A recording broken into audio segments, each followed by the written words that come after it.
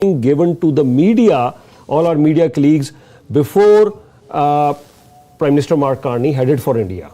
But after this briefing, when this made headlines that Canada, an official from federal government Canada is making this statement, so there was a bit of a backlash from one section, and then not only from one section, but also MP Sukh Dhaliwal questioned it.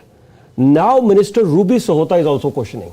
So we'll talk about that, what Prime Minister would say, we'll discuss that, what Minister Anita Anand, because twice, not only she had to talk about this here in Canada, but when she went to India, and I must tell you, our associate editor, Shubhi, who's there, he also asked Minister Anita Anand the same question, and there was many other media outlets which asked. So I'll talk about that, but since we're talking about Canada-India relationship, I think both the sides, India and Canada, they want to strengthen the ties. If I may take back my word, which I think Prime Minister Carney is borrowing from me. I use this word a lot, challenging. So Prime Minister Mark Carney has used the challenging times or turbulent times, whatever you want to refer to that. So I think seems like the leadership in India and Canada want to leave those turbulent, those challenging times behind and move ahead with strong economic, diplomatic, security, defense ties, and they want to progress ahead. So we'll talk a lot what is happening during this very important tour of our Prime Minister Mark Carney. And let me tell you this, the groundwork was set by the Foreign Affairs Minister Anita Anand. When she went to India, she met her counterpart, India's External Affairs Minister S. Jaishankar. She also met at that time last year in October, India's Prime Minister Narendra Modi, and of course a host of other leaders as well. But other than her, there has been a series of visits before the Prime Minister went there of our cabinet ministers. To start with, Tim Hodgson, our Minister for Energy, because Canada aims to become an energy superpower. So our Energy and Natural Resources Minister Tim Hodgson, a very close friend, even before they both got into politics, a close friend. They both worked, Tim Hodgson and our Prime Minister Mark Carney, they both worked at Goldman Sachs. Then when our Prime Minister came to Bank of Canada as a governor, he brought in, once again, Tim Hodgson was here. So he went there. And before I move ahead, this is the delegation. If you have a look at the midweek, this week's edition of Midweek's Front Page, we have covered on Midweek's Front Page, this is the delegation. So this is Midweek's Front Page, this issue, in case this is Canada's largest free English newspaper. So Canada's largest free English newspaper, this is the front page on your screen. So on the front page, we have covered this, PM Carney and his delegation for India Trade Mission. He's going to Australia and Japan as well. But if you look at the delegation numbers, you would see that not only cabinet ministers, MPs now, but also two premiers have also joined the delegation. So it's a huge delegation. So I would say not only at the federal level, but also at the provincial level, the relationship with India is getting better by the day. Sure. Okay, so and if you allow me to. Yeah. And if you allow me to discuss more details, we'll carry on the discussion. But I think we have our colleague from Y Media, Associate Editor Shubhi, who was on the plane with the Prime Minister. And our colleague from Y Media, Shubhi, he is traveling with the Prime Minister on his plane. And wherever they go, whether it was Ottawa, then they landed in Greece, and then from there to Mumbai, to Delhi. We have our colleague, Associate Editor Shubhi, who's continuously following Prime Minister. Shubhi, a warm welcome, and it's good to see you. So you are there at Ground Zero. We want to ask you, of course, I hope you enjoyed the flight. You are with the Prime Minister's plane from Ottawa to Greece to Mumbai. You were there with the motorcade. I see. Tell us your experience there when you went out in Mumbai. And traveling with the Prime Minister's motorcade, you're in Taj and Oberoi, so many nice hotels you're traveling. So share us that experience, and of course we'll get to, wow, look at the streets. I mean, every single street over there, wherever Prime Minister's motorcade is traveling, I see the streets are blocked. There's a lot of security over there. Please go ahead, Shubhi. No, thank you for the introduction. And as you guys know, Y Media is here at Ground Zero in Mumbai, India. And again, there's a lot of developments that are taking place here. But if you're asking me about my experience specifically, India pulled out all the stops. One thing that I can definitely say is, as soon as we had landed, we got in our vehicles, and the motorcade rolled out of the airport. And one thing that everyone knows Mumbai is famous for is Mumbai traffic. But on the side that we were driving, it was completely clear. Security was a high protocol here in India. And one thing that I can say is, on every street intersection for the route that the Prime Minister's motorcade was taking, there was a station where police officers were standing holding traffic. But not only that, even on the streets where there were no intersections, every 20 feet or so there was a police officer stationed. So security protocol was very, very high. They cleared the highways, they cleared everything, but the experience was very good, and we're giving you guys ground coverage from here in Mumbai. There's been a lot of developments today as well, a lot of different meetings that took place today as well, and I will be giving you all that analysis very, very shortly with you, Virji. The developments, I know you were there at different press conferences, whether it was with the Foreign Minister Anita Anand. Did you get a chance to ask any question there? I will show you some videos as well later on, but take us through what are the different press conferences that you attended, what has happened there in India. So please go ahead, Shubhi. So definitely, there was a press conference, media scrum that took place this morning with the Foreign Affairs Minister Anita Anand, and Y Media did get the opportunity to ask her a question, and we asked her a question that basically that suggested that, hey, you're here in India, Canada, India are looking to strengthen their ties. How will that benefit Canadians? And that was one question we asked. She gave us an exclusive answer to that question. Along with that, there were other press conferences that took place today. We had the Mr. Dinesh Patnaik to Canada from India. From with him as well. Apart from that, yesterday, as you guys have been following Channel Y, we did have a press forum with the two premiers, the New Brunswick premier and the Saskatchewan base, and shortly we'll show you all the answers and all the footages. With the High Commissioner, we also did ask him regarding how strengthening Canadians and Indians as well. And there was a deal that was signed today as well when it comes to people, when it comes to university students as well, 13 different universities. So we will get into all those details for you guys as well. For that, but for a minute, I want to stick with the press conferences that you did. Why don't we start with the Foreign Affairs Minister Anita Anand? You know why this is important? Because I must tell you that there were two different things. Two different things. Because as I was mentioning earlier in the program, what happened was, a senior official from our federal government, announced this thing. A senior official from our federal government announced that India is no longer involved, or their government agents or whatever, they're not involved anymore in the criminal activities that was alleged earlier. Now, when this announcement was made, so right before our Prime Minister was leaving to India, then Foreign Affairs Minister Anita Anand, she went on to CBC, and she was there with David Cochrane at the Power and Politics, and she clearly was seen defending. She said, I mean, she didn't really say this thing, and during the press conference, if you watch clips, when we also asked a question, we'll show you that, the clips of when we asked Foreign Affairs Minister Anita Anand. So the reporters kept on pressing her to get a yes or no answer. The reporters continuously kept on asking her a yes or no question. So will Minister Anita Anand tell the reporters that yes, is India still involved in foreign interference? Yes or no? Now Minister Anita Anand was pressed to answer this question in yes or no. Whether does she say yes or no? Minister Anita Anand did not say yes or no at this point. And we'll also play a clip when we asked Minister Anita Anand there in Mumbai there in Mumbai when we also asked the same question. So here we are. I'll show you the clip when we asked what did she say.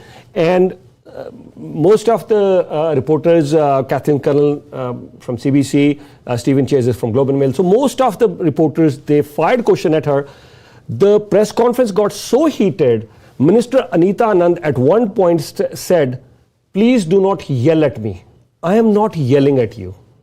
I'll answer all your questions. So from that point onwards, the press conference did calm down a bit. But before that, you would see it was definitely a shouting match between the press reporters that who could really press Anita Anand for a yes or no answer. They wanted a yes or no answer. And the question was very simple. Is India still involved? Because we saw the law enforcement agencies alleging that Indian government's agents are involved here in criminal activities. So that was alleged. Now a federal government representative is saying no, India is no more involved in this one. So period, it's over. And otherwise the trip would not have happened. Of course, they're putting guardrails to it. Of course, they are putting safeguards to it. So this was the question. But let me play this video for you. Shubhi, you could stand by there. Let me play this on full screen when Shubhi asked this question to Minister Anita Anand in Mumbai. And before the Prime Minister comes in front of the media, I think Prime Minister Mark Carney is sending Foreign Affairs Minister Anita Anand to do damage control, if I may. So let's see what the question that we asked and what our External Affairs Minister, how she responded. Let's have a listen. A lot of different things on your agenda that you're going to be discussing during this trip. Is there something that you guys are treating as priority one, and how will that benefit Canadians? Priority one is to ensure that the dialogue on public safety and security continues, to focus on concerns relating to the rule of law, to ensure that respect for the Criminal Code of Canada exists at all times, to address concerns of foreign interference and transnational repression. In addition, in this stressed global economic environment, we are engaging with countries around the world to elevate Canada's economic interests and to leverage our competitive advantages, including in areas such as agriculture, critical minerals, energy, artificial intelligence. So there are two tracks here. One is the priority position of the public safety dialogue, and two is the work we're doing on the economy. We are working to diversify and double non-US trade over the next 10 years. We have signed 12 trade agreements over the last 6 months, over 4 continents. This is the work that we are continuing to do in this country and around the world. If you agree. So as you hear on the background, the shouting match between the press reporters continues. And then, as I mentioned earlier, External Affairs Minister Anita Anand had to calm down when she mentioned, please do not yell at me. I'm not yelling at you. And I'll give answers to each one of you one by one. But Minister Anita Anand, when our fellow colleague, Associate Editor Shubhi, who's with us right now, when he also asked this question to Minister Anita Anand, what is your number one priority? So we asked point blank specifically, because everyone else in the mainstream media was asking this question, whether India is still involved in foreign interference, yes or no. So when we asked, what is your number one priority? Because this is being discussed that, yes, Canada is putting trade ahead and security concerns on the back burner. But here is Foreign Affairs Minister. It's up to you what you want to make of it. So External Affairs Minister Anita Anand, she clearly said this, that security is our number one priority. That's what Minister Anita Anand is mentioning. If you can keep showing Minister Anita Anand, because that's what we're talking about right now. So Minister Anita Anand clearly mentions that yes, security is still our number one priority. So when Minister Anita Anand is saying this thing, and we are going to show you a few visuals of Minister Anita Anand and Prime Minister, the different meetings that they're doing. But here I also want to show you what Minister Ruby Sahota said. Now these are all different versions. These are all different versions.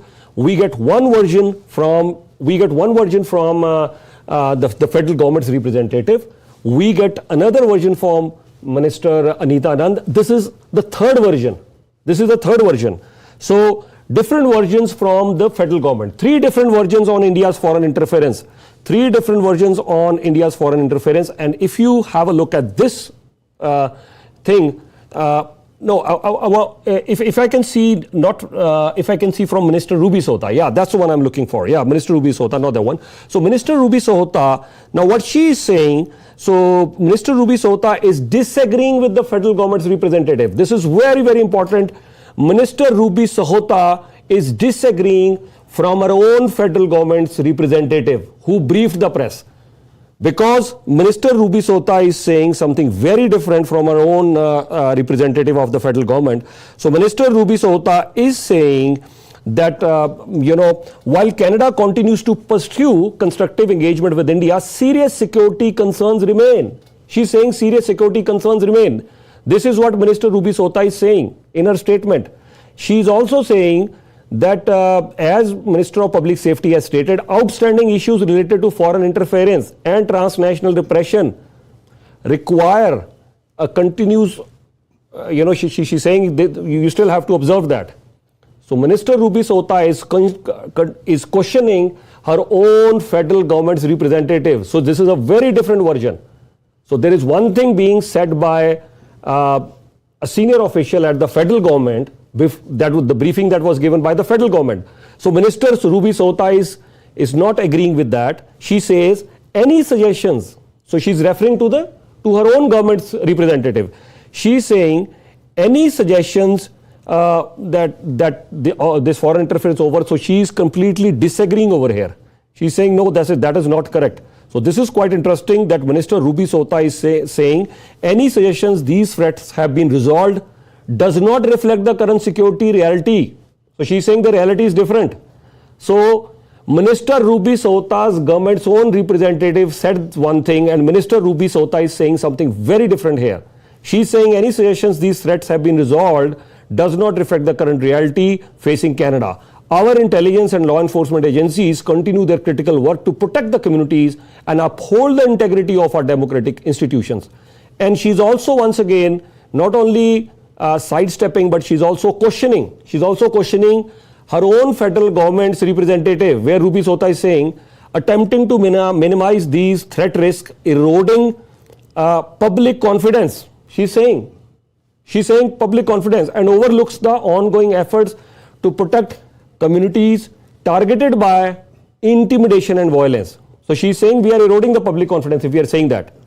Our government will always be guided by safety and security of Canadians. We will work with partners where possible, have difficult conversation where necessary, and remain clear-eyed and firm in defending Canada's sovereignty, democratic institutions, and rights of Canadians. So the question still remains that Minister Ruby Sota is saying something completely different. She's questioning her own government's federal official. So Minister Ruby Sota was she not briefed? Now a federal Liberal government's representative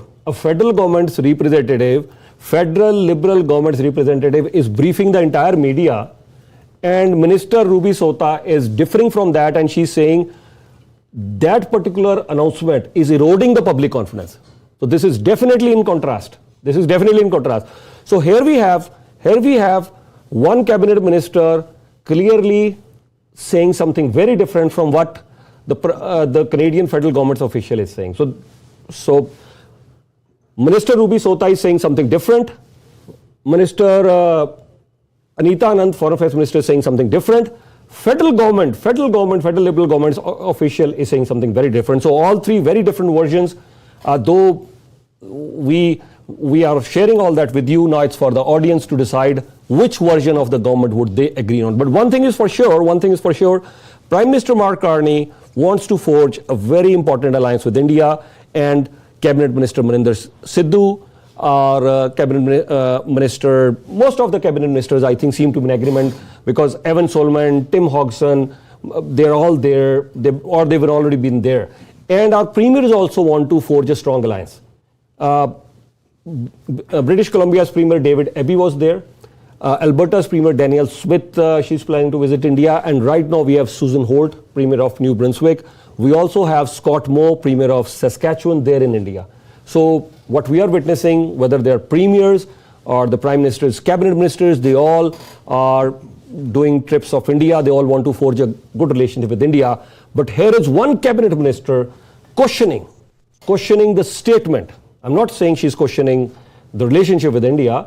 And I'm not sure whether Minister Ruby Sahota is in support of these stronger ties with India. So we will try to talk to Minister Ruby Sahota today or whenever her time permits. We are available 24/7, Saturday and Sunday.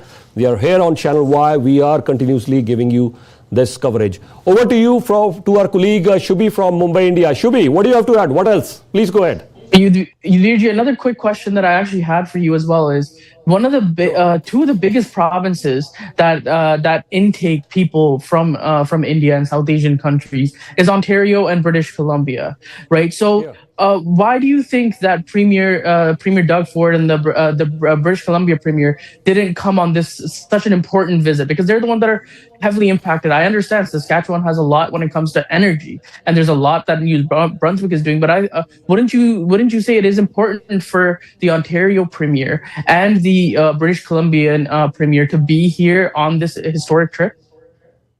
All premiers all premiers cannot go on the same time because of different schedules. And British Columbia's Premier David Eby, along with his cabinet ministers, was just there in India. He was there in India a while ago, so he just came back from India. So and that time also questions were raised for British Columbia's Premier David Eby that because the allegations of Hardeep Nijjar's murder, they are on the Indian government's agents. So these questions were raised at that time as well to British Columbia's Premier David Eby. But they clearly said that yes, we are going there. And here are a few pictures that you can see. British Columbia's Premier David Eby, he went to India trip recently. He's just come back, and along with his cabinet minister, Mr. Ravi Kalo, and other cabinet ministers were there along with him. So British Columbia is already trying to strengthen more and more relationship with India. And I'm definitely sure recently we saw a meeting. Now here are the meetings that you're seeing. BC Premier in India with the delegation, and then you had delegation from India as well. And David Eby, he met many different business and political leaders on his India trip. So, and when you're talking about Ontario, Minister Vic Fedeli was there in India recently, so he traveled extensively. Ontario is building strong ties with India as well. So there is not a single premier who's not building strong ties with India. Recently, India's High Commissioner to Canada, he also met Ontario's Premier Doug Ford. So High Commissioner Dinesh Patnaik, he had a detailed discussion with Ontario's Premier Doug Ford recently. High Commissioner also had a detailed discussion with Alberta's Premier Danielle Smith. Yeah, please go ahead, Shubhi. As you know, we did have an exclusive question that was put towards the High Commissioner to Canada from India, Mr. Dinesh Patnaik as well. And he was also asked regarding the foreign interference stuff that you were talking about. And specifically, he was asked regarding it was something that he had quoted in an interview that he recently had given, where he said that if there is evidence does point towards India having any involvement, then India will take the appropriate steps, right? And that question was raised to him during this press conference. Why media also asked him in strengthening their ties, how does it benefit the Canadian people and the Indian people? And we can just give you guys, show you guys. Let's have a listen. Let's have a listen on full screen. What the High Commissioner of India had to say, and let's have a listen to your question as well on full screen, please. Sure. Just a quick question from my end. In your opinion, can you highlight how strengthening Canada and India ties will benefit Canadians and Indians here? Completely. On all fronts. On economic front, it benefits everybody. Greater economic prosperity on both sides. On the security front, greater safety for everybody. Indians, there's a lot of Indians, and you here in India, you must have seen, there's a lot of perception that Canada harbors people who are antithetical to India. You remove that perception, you remove the perception from the Canadian side that India... Just a quick question.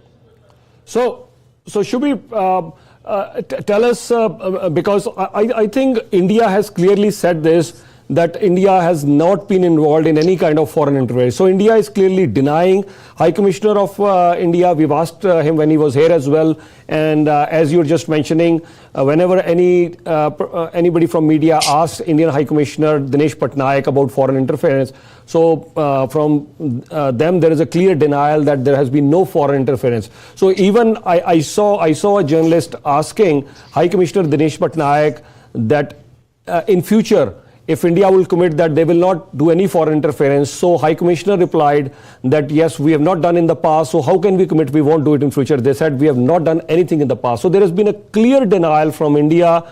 So India are not accepting anything. There's a clear denial from India's side. So the case is still in front of the court. There have been 4 arrests made in Hardeep Nijjar's case. Let's see where it goes. The case that is there. Of course, there is one Indian who's pleaded guilty to plot to assassinate Gurpatwant Singh Pannu. But that is in US. How closely are they linked? We will see. And at this point, I'll once again go back to you in India. Shubi, what else do you have to add there? Please go ahead. Yeah, definitely. No, there were a variety of different press conferences. We mentioned we did have a presser. Canada and Universities Canada was here, and they signed a deal in which one of the biggest ties that Canada and India have is people, right? And with people, one thing that they're looking at is also universities and educational systems. We had the president of McGill University, we had the president of Dalhousie, we had the president of UBC, and the president of University of Toronto here, and we spoke to them as well. We had some questions with them as well. But the main idea of this press conference was that they are signing deals for research, to bring students over, to bring more educated people to Canada from India as well. So a really big deal was signed on that front as well. So that was one of the key things for today. Then secondly, we did also have some remarks from Prime Minister Mark Carney. But before he took the stage at the Canada-India Growth and Investment Forum, he did have a meeting with Mukesh Ambani as well. He had a lunch meeting with him, and we're waiting to hear more details on that front. Yesterday, he had a meeting with Tata. So while he's here, he is talking to many different major companies, many major people as well. Now, if we're talking a little bit more about the Canada-India Forum, just to give you the lay of the land as to what the situation was in that room, there was approximately around 100 to 120 people.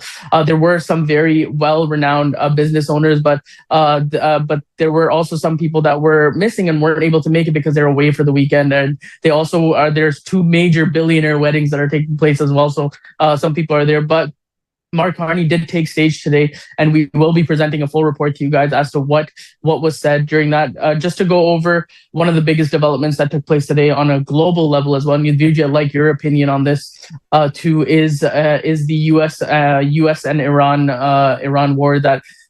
Today there was some missiles that were dropped across the Middle East as well from Iran's side, and President Donald Trump also came out. So, Virji, if you want to give a little bit more on that front, we'd love to hear that. Regarding the Iran and the Middle East crisis. But before I do that, I want to quickly highlight the point that you were making earlier, that yes, there have been agreements in the education sector, and there have been announcements. Yes, University of Toronto was there, University of British Columbia was there, and there were many members from OP Jindal University. So a lot of educational institutes tying together between India and Canada. And also I can show you a few pictures of these educational institutes. That's what we want to showcase here on. If you look at these ties that were regarding the education sector. So it's good to see, the education sector coming along, and between India and Canada, a lot of agreements happening. But I want to specifically show you a picture because our Prime Minister Mark Carney was staying at Hotel Taj. You were there at Hotel Taj. There are visuals of Hotel Taj.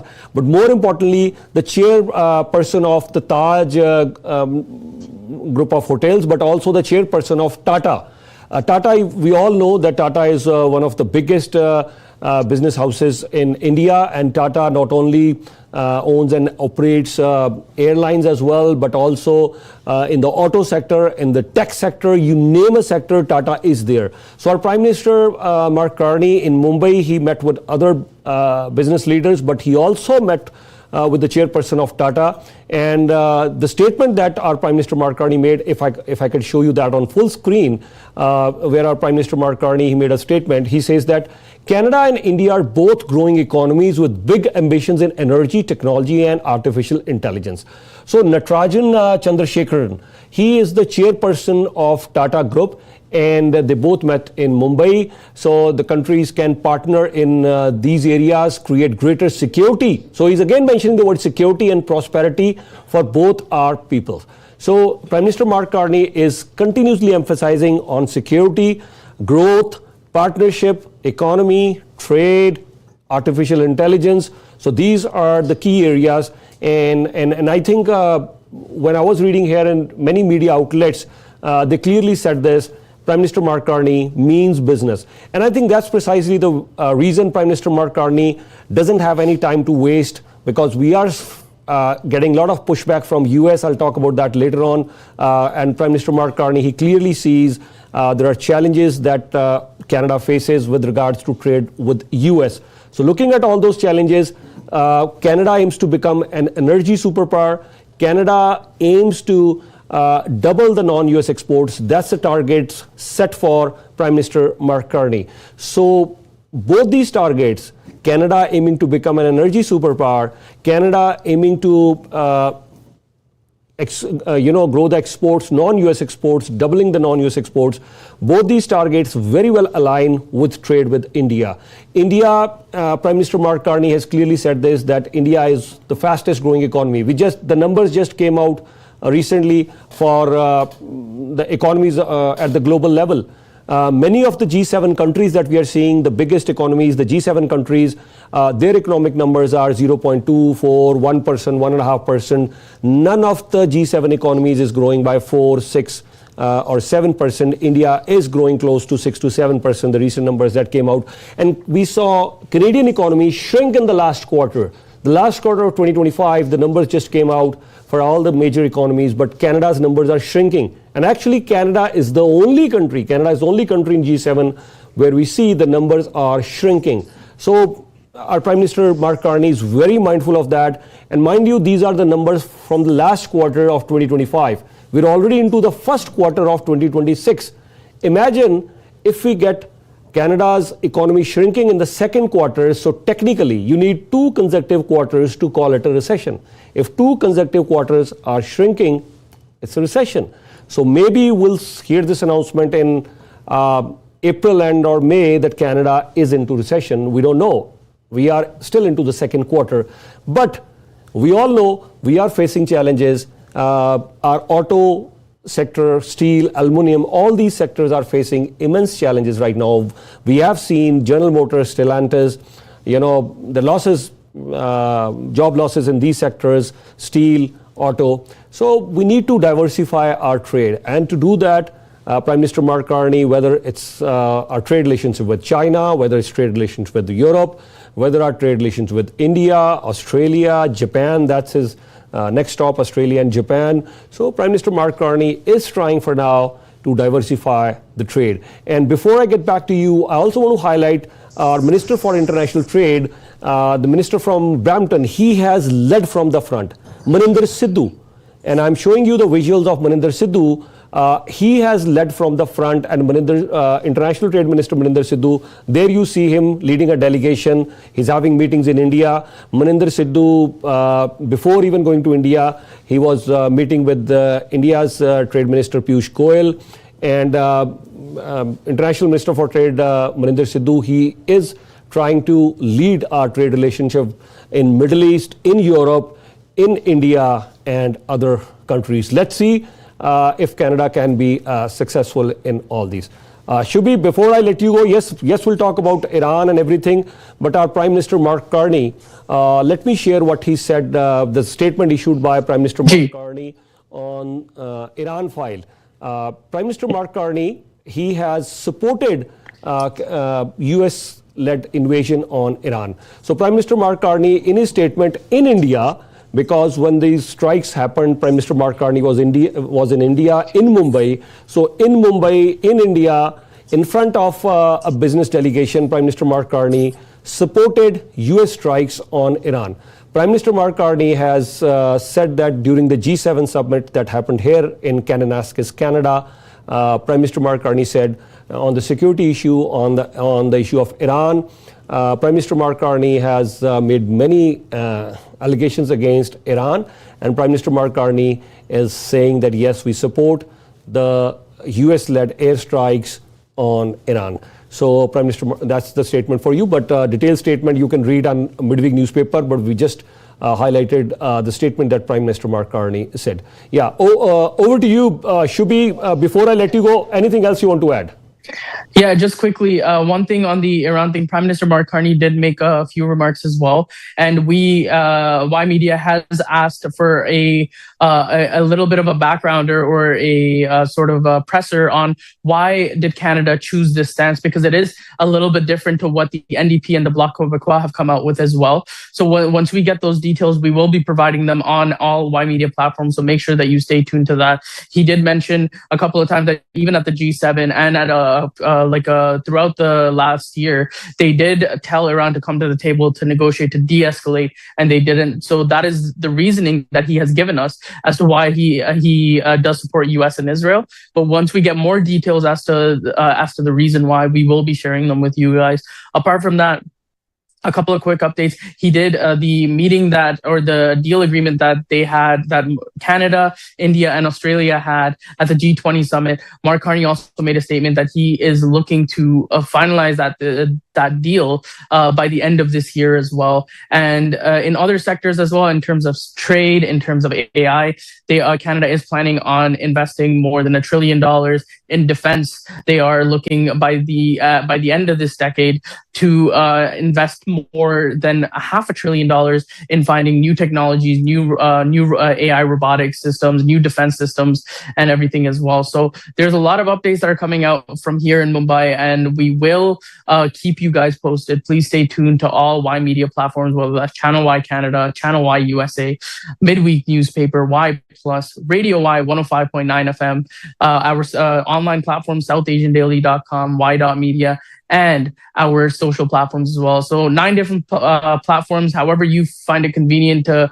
consume our content, please feel free to go and check out all our platforms. We will be giving you the minute-to-minute updates. Just a quick update for tomorrow as well. Tomorrow we will be leaving Mumbai, and we are going to be on our way to New Delhi. And once we get to New Delhi on the 2nd, the Prime Minister Mark Carney and Indian Prime Minister Narendra Modi will be meeting each other and having a lunch sit down as well. So we will keep you guys updated. Please stay tuned to all our platforms. I am here in Mumbai, in India, on Ground Zero, making sure that you guys are getting the minute-to-minute updates as to what is going on. Much, and we are eagerly waiting our Prime Minister Mark Carney's meeting with the Indian Prime Minister Narendra Modi. So we will keep you posted with that. That's happening on Sunday. Let me once again tell you that yes, we are here. I'm leading as a group editor of Y Media. I'm leading the discussion from Channel Y Studios right here in Canada, Toronto, and we have our colleague Shubi, our associate editor on Ground Zero, whether our Prime Minister is in Ottawa, is in Mumbai, India, or in Delhi meeting, the next meeting, as we've already told you, between our Prime Minister Mark Carney and Indian Prime Minister Narendra Modi. There'll be so many other meetings as well, business meetings, political meetings. We will update you. There will be a press conference as well. So we're eagerly waiting for that joint declaration. We are expecting few deals to be signed there in Delhi. So Shubi will be there in Delhi, and we will be here in Canada. So we will keep you posted on all that. Stay tuned with Y Media on all our platforms. Channel Y, if you are in Canada, you can watch Channel Y on Rogers 857, Bell 828, Telus 2418, Ignite 707. If you are in US, you can watch us on Dish Network. Channel Y USA is available on Sling on Dish Network. And in case you listen to the radio, then please stay tuned with Radio Y FM 105.9. And you must read the biggest free English newspaper in Canada, that is midweek newspaper. We will give you all details on print, radio, TV, and on all our digital platforms. Why Media? Any information that you need, you can call us the number 416-475-5000, 416-475-5000. Shubhi, thank you so much. In next 12 to 13 hours, we'll once again catch up with you, take some good rest, and I know we will talk to you in detail once the meetings that are happening in Delhi, they happen, then we'll talk with you. Thank you so much for providing us in detail. Thank you. Thank you so much. And again, this is Shubi from Ground Zero. Please stay tuned to all our platforms. I'll be bringing you guys all the minute-to-minute updates here from India. There are important developments with far-reaching consequences. Israel-US attack on Iran, its aftermath and implications. Yeah, I think most of us know the backgrounder, but very briefly, because we won't have much time to discuss the backgrounder in detail, most of us know that, but just for the viewers' benefit, I'd like to tell you, when anybody was asking me, do you think US or Israel, they would attack Iran? So I give it in percentage terms, I would say 80%, 90%. The reason I was always saying 80%, 90%, because we all knew US warships, USS Abraham Lincoln or USS G4, they were all there already. There was a lot of build-up. So there was a reason that almost, these warships carry thousands of American soldiers. So we all knew there was a major build-up there, and US wouldn't spend that kind of resources without really planning something. And Israel, after the October 7th attack on Israel made sure they have a lot of control in Gaza, West Bank. They've targeted other areas as well. But now I think the final frontier, not the final, but for this operation, this particular operation, the final frontier, whether you talk of their ideology on Greater Israel, or they wanted to settle the scores once and for all. And it was Iran. And yes, we did see some conflict last year in June, the 12-day conflict. But this is a much bigger thing. Now, this time, US is leading and Israel joined in. The air attacks that we saw by Israel and Iran. So this is how they were planned, and major cities of Iran were targeted in these attacks. And we are seeing, listening. I'll talk in detail. There are some major leaders that are being targeted on Iran. Major cities, major leaders are being targeted, from defense minister to their supreme leader, Ayatollah Ali Khamenei. His residence was targeted. So we'll talk more about that. But then Iran also retaliated.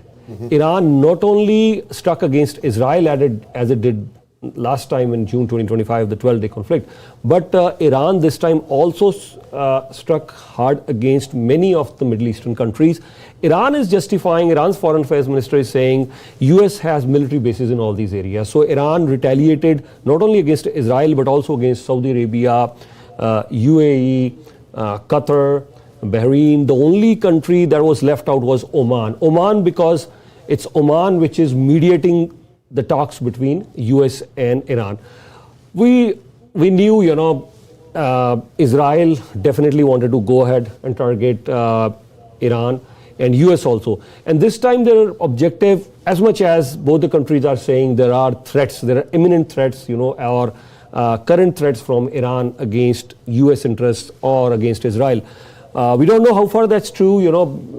Even many of the Democrats in US are questioning. As much as the Democrats are supportive of US targeting Iran, but they're saying, is there any imminent threat right now? Are we facing any real danger as we speak? So that was the question raised by Democrats in US. They're asking that. And what is the plan? So the two questions that the Democrats are asking in US, what is your plan? What is your end game? And can you show us any substantial evidence right now? Because, the Democrats are questioning that they've seen this story being played in the past in 2003, when there was discussion of weapons of mass destruction, WMDs, but they couldn't find anything in Iraq. And now the mega movement led by US President Donald Trump, while he was campaigning for becoming the president again, the mega movement clearly said we're sick and tired of wars, we don't want to go in any lengthy wars. And now this Iran war could once again, linger on, and one of the challenges they would be facing, there are around 30,000 US soldiers there. So if Iran starts targeting, and if there are any serious issues on that side, then of course President Trump, we're going to, he's wearing a baseball hat. Let's have a listen what he had to say for a couple of minutes, and then I'll start discussing. But he is clearly mentioning the reason why US is targeting Iran.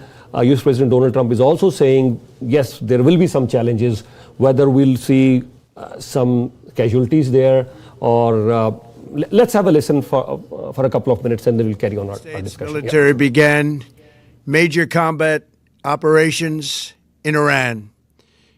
Our objective is to defend the American people by eliminating imminent threats from the Iranian regime, a vicious group of very hard, terrible people. Its menacing activities directly endanger the United States, our troops, our bases overseas, and our allies throughout the world. For 47 years, the Iranian regime has chanted death to America and waged an unending campaign of bloodshed and mass murder, targeting the United States, our troops, and the innocent people in many, many countries. Among the regime's very first acts was to back a violent takeover of the U.S. Embassy in Tehran, holding dozens of American hostages for 444 days. In 1983, Iran's proxies carried out the Marine barracks bombing in Beirut that killed 241 American military personnel. In 2000, they knew and were probably involved with the attack on the USS Cole. Many died. Iranian forces killed and maimed hundreds of American service members in Iraq. The regime's proxies have continued to launch countless attacks against American forces stationed in the Middle East in recent years, as well as U.S. naval and commercial vessels in international shipping lanes. It's been mass terror, and we're not going to put up with it any longer. From Lebanon to Yemen and Syria to Iraq, the regime has armed, trained, and funded terrorist militias that have soaked the earth with blood and guts. And it was Iran's proxy, Hamas, that launched the monstrous October 7th attacks on Israel, slaughtering more than 1,000 innocent people, including 46 Americans, while taking 12 of our citizens hostage. It was brutal, something like the world has never seen before. Iran is the world's #1 state sponsor of terror, and just recently killed tens of thousands of its own citizens on the street as they protested. It has always been the policy of the United States, in particular my administration, that this terrorist regime can never have a nuclear weapon. I'll say it again, they can never have a nuclear weapon. That is why in Operation Midnight Hammer last June, we obliterated the regime's nuclear program at Fordow, Natanz, and Isfahan. After that attack, we warned them never to resume their malicious pursuit of nuclear weapons, and we sought repeatedly to make a deal. We tried. They wanted to do it. They didn't want to do it. Again, they wanted to do it. They didn't want to do it. They didn't know what was happening. They just wanted to practice evil. But Iran refused, just as it has for decades and decades. They've rejected every opportunity to renounce their nuclear ambitions, and we can't take it anymore. Instead, they attempted to rebuild their nuclear program and to continue developing long-range missiles that can now threaten our very good friends and allies in Europe, our troops stationed overseas, and could soon reach the American homeland. Just imagine how emboldened this regime would be if they ever had and actually were armed with nuclear weapons as a means to deliver their message. For these reasons, the United States military is undertaking a massive and ongoing operation to prevent this very wicked, radical dictatorship from threatening America and our core national security interests. We are going to destroy their missiles and raise their missile industry to the ground. It will be totally, again, obliterated. We're going to annihilate their Navy. We're going to ensure that the region's terrorist proxies can no longer destabilize the region or the world and attack. So, just as you're listening to the U.S. President Donald Trump, he's making a case why U.S. attacked Iran. But we've given you the backgrounder, and U.S. We have confirmation that U.S. White House, the Trump administration, they already spoke. We all know they must have taken Saudi Arabia, Qatar, UAE, all these countries into confidence before taking such action. And one of the things that we clearly saw was that yes, Indian Prime Minister Narendra Modi, he also visited Israel. So as much as I was sure there will be 80 to 90% chances of attack. But we also knew one thing that yes, during Indian Prime Minister's visit to Israel, that time what happened, because of course the major powers inform each other that yes, this is what we're going to do. I mean, obviously I'm sure India would know when Israel and US would take that sort of action. And the ties that Indian Prime Minister Narendra Modi now has with the Israeli Prime Minister Benjamin Netanyahu, both the prime ministers, they were seen in the same vehicle together. Benjamin Netanyahu telling Indian Prime Minister Narendra Modi that you are our brother, serving food. Then Indian Prime Minister Narendra Modi, he goes on to, give a speech in the parliament. And then also we saw their parliamentarians, lining up to take selfies with the Indian Prime Minister Narendra Modi. So India and Israel, they have strengthened relationship, though Prime Minister Modi also mentioned about Gaza and Palestine also in the same breath. But I think India is now pivoting more towards Israel. Historically, India has been more aligned with Palestine. Yasser Arafat and all those leaders, they had strong ties with India during the Congress regime, Srimati Indira Gandhi.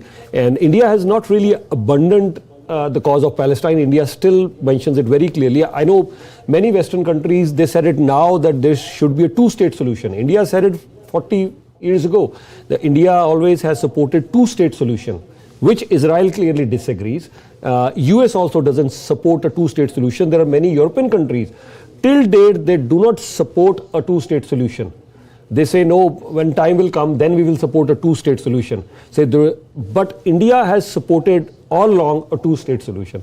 But India now has a very stronger and growing ties with Israel. That has shifted.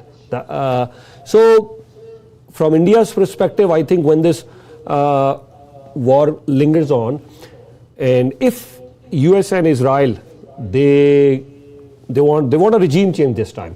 In case Israel gets a regime change, US gets a regime change in Iran, so how will that affect Pakistan and India?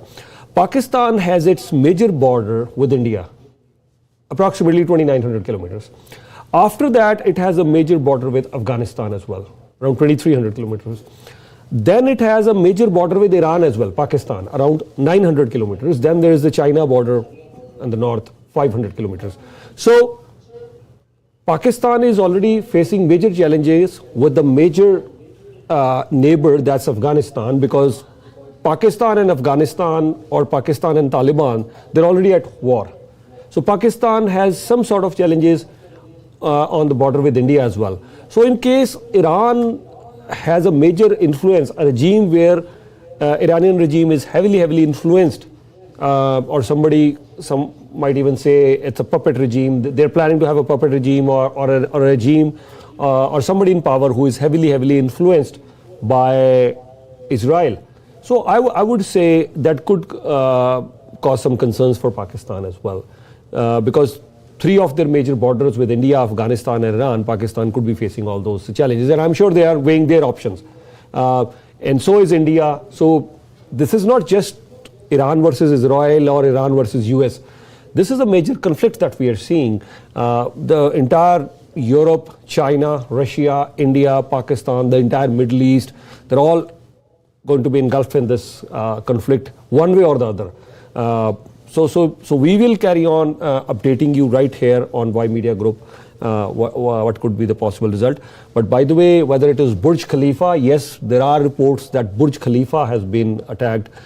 Saudi Arabia has said that nothing much was reached here. There hasn't been much of a damage. That's what Saudi Arabia is claiming right now. And UAE has issued a very strong statement, because Burj Khalifa, when you target Burj Khalifa, when you target UAE, Dubai, everyone wants to move to Dubai. Dubai has always said, okay, this is the safest place in the world. Many billionaires, they moved there. There's lots of investment going on there. And right now, we saw some tensions brewing between Saudi Arabia and UAE. But on the Iran issue, Saudi Arabia, UAE, Bahrain, Qatar, because they're all strong allies of US. And I'm sure, as I already mentioned, the Trump administration has already spoken to all these Middle Eastern countries. And I'm sure these countries would be very much aligned with the US against Iran. Turkey is saying, the situation needs to be de-escalated. China and even Europe, French President Emmanuel Macron has said this. We need to de-escalate the situation. And Kamala Harris, the Democrat opponent against US President Donald Trump, Kamala Harris, the former vice president and the candidate for Democratic candidate for the president, she's also mentioning, no, this is wrong. She's not supporting this Iran war. She's saying US President Donald Trump is unnecessarily dragging us into this long war. So we will carry on. This is still a developing story, and I'm sure the chaos in Middle East, the crisis in Middle East, it will be unfolding for some time. And right here on Y Media Group, we will keep you posted on all this. Thank you. Winding up on a heavy note, sir, T20 World Cup for men semi-final lineup is drawn. What's your take as a cricket enthusiast? On T20 Cricket World Cup, I think everyone is eyeing the big game, India versus West Indies. It's almost, you could call it a quarter-final, though the format doesn't have a quarter-final thing, but it is a quarter-final simply for the reason that whoever wins would book a ticket to the semi-finals. So India and West Indies, the match is going to happen in Eden Gardens. I think India should retain the same combination. First things first, I think they won the match against Zimbabwe in style, one of the biggest scores Indian batting team has made in the T20 World Cup. And I think, Sanju Samson, when he comes at the top of the order, when you give him the license to kill, he strikes it hard. He may score or may not score, but then Sanju Samson, I am very happy this was my recommendation right at the start of the tournament. You should have Sanju Samson there. Abhishek Sharma, the number one ranked batsman in T20, once again, he seems to be back in form. He would score in some games. He has scored a few ducks in a row as well. But then you can't have a team without Abhishek Sharma. So Abhishek Sharma, Sanju Samson, and then you have Ishan Kishan. Why I wanted Sanju Samson there, I've already explained this earlier as well, because then that provides a cushion. Because if there is a quick wicket down in the first or the second over, right there in the power play, you don't want to bring in Tilak Verma or Surya Kumar Yadav. Why? Then they would take time to settle down, because you don't want to lose another quick wicket in succession, and Tilak Verma and Surya Kumar Yadav, they would want to settle down. But in case you lose Sanju Samson, Abhishek Sharma very quickly, no worries, you still have Ishan Kishan. He won't stop. You need to make the best use of those power play overs, West Indies are going to make the best possible use of that. You have Brendan King there at the top. You have captain and wicketkeeper Shai Hope there at the top. You have Hitmar there at the top. And of course, there is Roston Chase, Rutherford. They're all big hitters off the ball. So they have a top-heavy batting lineup. They will make best use of the power play. And this is a style, the West Indian style. And they have some good bowlers in their lineup as well, good pace bowlers, but good spin attack as well. So West Indies, they're enjoying, they have always enjoyed this format of cricket. There is a reason that they took the World Cup in 2012. There's a reason they missed out on 2014, but once again they came roaring back. They took the T20 World Cup in 2016. West Indies, England and India, the only three teams who have won it twice. So this format suits West Indian cricket. The Caribbeans love playing across the globe in different leagues, including IPL, the Big Bash League in Australia, or the Pakistan Super League. They love this format. They're a very dangerous team. India has a good middle order too. Hardik Pandya is good, Shivam Dubey, they can both hit huge sixes. India has a good bowling attack too. Arshdeep Singh, the leading wicket taker in T20s. Then Jasprit Bumrah, the Jasprit Bumrah. You have Varun Chakravarti, who's one of the leading wicket takers in this format. So I think India has a good team, and if I had to put my money, I would pick India. 60% India, but I'll still give 40% to West Indies. It's going to be a cracker of a game. I'm eagerly waiting. India versus West Indies. And let me tell you this, Sunday morning, wherever you are, tune into Y Media. If you are in US, New York time, 8 a.m. and Toronto time, 8 a.m. If you are in New York, Channel Y USA. If you are in Canada, Channel Y Canada. We are here. We are going to have live discussions starting at 8 a.m. The toss will be done at 8 a.m. We'll have the playing 11s. We will have a discussion starting 8 a.m. right here from Channel Y Studios. Harbinder ji will with me. We will have panel members as well. We will be talking India versus West Indies. Sir. That was our special feature segment, and we were talking to our group editor and CEO, Yudhvir Jaiswalji. Thank you, sir. Really appreciate that. Thank you. And thanks for tuning in. Stay tuned for more. Thank you.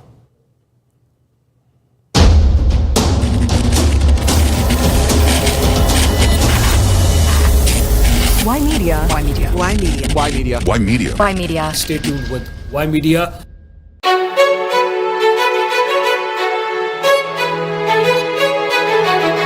Y Media is a media company.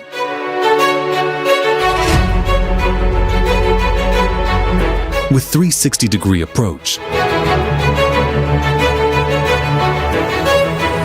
in reaching the audience over 8 media platforms. Television, Channel Y Canada, 24/7, available nationwide.